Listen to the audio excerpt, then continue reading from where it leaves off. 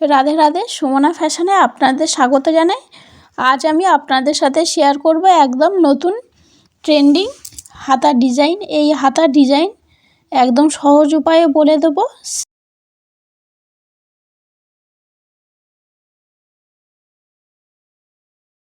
Step by step.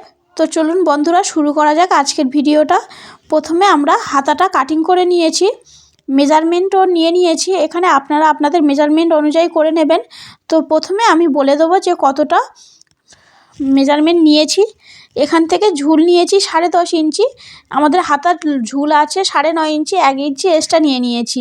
আর এখান থেকে হাতার ডাউন করেছি 3.5 ইঞ্চি, আর এই ফোল্ড সাইড থেকে 7 ইঞ্চি নিয়েছি, আর এখান থেকে 1.5 ইঞ্চি নিয়ে নিয়েছি। আর এখান থেকে 6 ইঞ্চি নিয়েছি, আর 1.5 ইঞ্চি এক্সট্রা নিয়ে নেব। এখানে আপনাদের মুহুরি যতটা থাকবে ততটাকে হাফ করে নিয়ে নেবেন, আর 1.5 ইঞ্চি এক্সট্রা নিয়ে নেবেন। এরপরে হাতার শেপ দিয়ে নিয়ে পুরোটা কেটে বাদ দিয়ে নেবো বাড়তি কাপড়গুলো। হাতাটা কিন্তু দু ভাঁজে আছে, আর এটা একটা হাতা করে দেখিয়ে দিচ্ছি, আপনারা একইভাবে আর একটা হাতাও তৈরি করে নেবেন। এরপরে নিচে থেকে আমরা 7 ইঞ্চি 2 সুদে একটা দাগ দিয়ে নেব, আর ফোল্ড সাইডের এই মোহরার দিক থেকে 3.5 ইঞ্চি হয়ে 2 সুদে একটা দাগ দিয়ে স্কেল দিয়ে এখানে দাগের সাথে মিলিয়ে নেব। নিয়ে এখান থেকে ছোট করে একটু কেটে নেব বোঝার সুবিধার্থে। একইভাবে এই দিকে এরকমই দাগের সাথে মিলিয়ে নেব।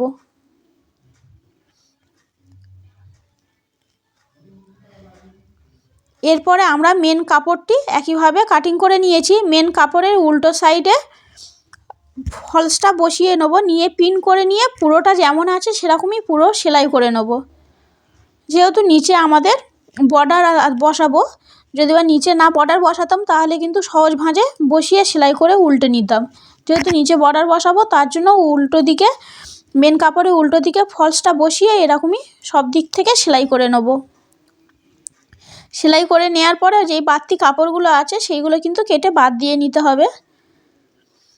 এরপরে মাঝখান বরাবর থেকে এরকমই যতদূর আমরা দাগ দিয়েছিলাম সেই দাগ বরাবর কেটে নেব সোজা করে। নেওয়ার পরে দুই দিকে একইভাবে ছোট করে কেটে নেব, নিয়ে এরকমই উল্টো সাইড থেকে মুড়ে নেব বা ফোল্ড করে নেব। এরকমইভাবে আপনারা ফোল্ড করে নেবেন, নিয়ে স্থির করে নেবেন যাতে পাটে পাটে পড়ে থাকে। এইটা এই পর্যন্ত হয়ে গিয়েছে। এরপরে দু ভাঁজে একটা কাপড় নিয়েছি, এটার লম্বা আছে 14 ইঞ্চি আর চওড়া আছে 5.5 ইঞ্চি। এরকমই সমানভাবে পেতে নেব, নিয়ে ফোল্ড করে প্রথমে সেলাই করে নেব। কিনারি পাতটা মুড়ে সেলাই করে নিতে হবে। এই দিকে যেমন করে মুড়ে সেলাই করে নিয়েছি, এই দিকটাও একইভাবে মুড়ে সেলাই করে নেব।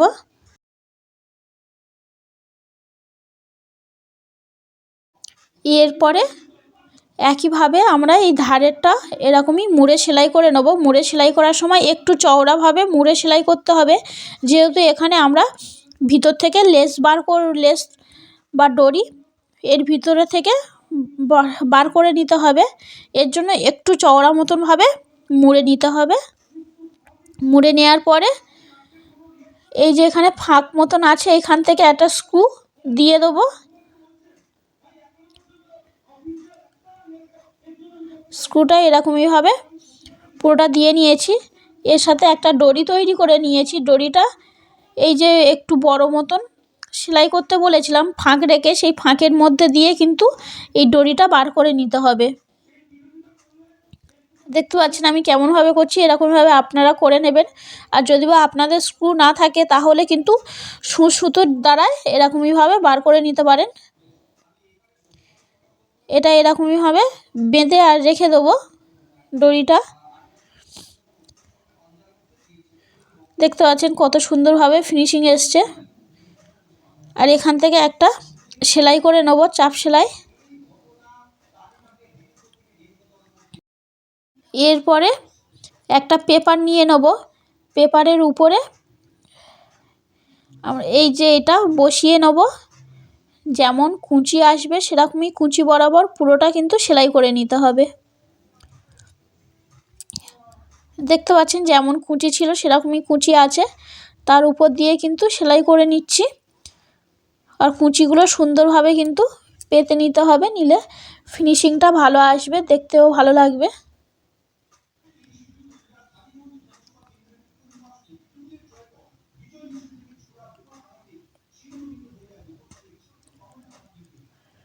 এরকমই ছোট ছোট করে কুঁচি দিয়ে নেব, যাতে সমানভাবে কাপড়টা এসে যায়, যেন ছোট বড় না হয়।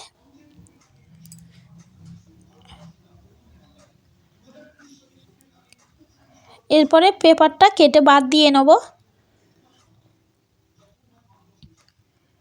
এবারে যে আমরা হাতাটা আগে থাকতে সেলাই করে মুড়ে সেলাই করে রেখেছিলাম, সেইটা কিন্তু এরকমইভাবে পেতে নেব, নিয়ে সেলাই করে নিতে হবে। এই যে আমরা মুড়ে নিয়েছিলাম, এই মোড়ার এখান থেকেই কিন্তু সেলাই করতে হবে, যেটা ফোল্ড করা ছিল সেইটা এরকমইভাবে উল্টে নিয়ে একটা ওই দাগের উপর থেকেই সমানভাবে সেলাই করে নেব। এই দিকটা যেমনভাবে দাগের উপর দিয়ে সেলাই করে নিয়েছি, এটাও একইভাবে এরকমইভাবে উল্টে পুরোটা সমান করে সেলাই করে নিতে হবে।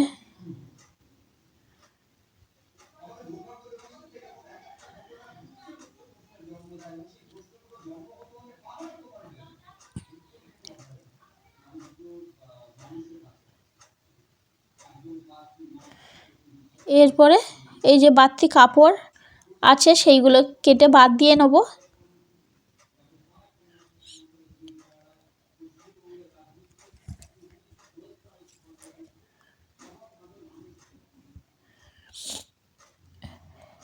এরপরে এরকমই বর্ডার নিয়ে নিয়েছি। আপনারা যদি বর্ডার না থাকে এমনি কাপড় দিয়ে এরকমইভাবে সেলাই করে নিতে পারেন।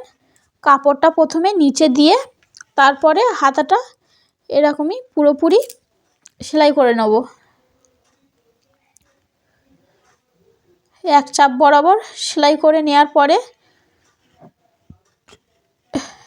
পাড়ের উপর দিয়ে উল্টো পিঠে আর একটা চাপ সেলাই দিয়ে নেব, যাতে পাড়টা সমানভাবে উল্টে আসে আর দেখতেও ভালো লাগবে। এরপরে এরকমই মুড়ে সেলাই করে নেব পুরোটা।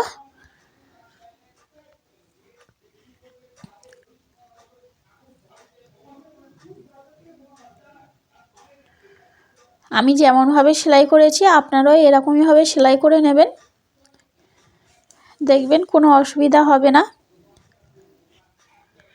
এরপরে বাড়তিটা কেটে বাদ দিয়ে নেব। নেওয়ার পরে পেপারটা ছিঁড়ে বাদ দিয়ে নেব, পরিষ্কার মতন করে নেব। এরপরে এই দড়িতে দুটো ছোট ছোট লাটকান তৈরি করে নেব, নিয়ে লাগিয়ে নেব। আর এখানে একটা পুঁতি বা ছোট মতন যাতে দেখতে সুন্দর লাগে তার জন্য একটা বোতাম বসিয়ে নিয়েছি। আশা করি ভিডিওটা ভালো লেগেছে, আর যদি ভালো লেগে থাকে চ্যানেলটা সাবস্ক্রাইব করে দেবেন আর একটি লাইক করে দেবেন। দেখা হবে নতুন একটা ভিডিওতে।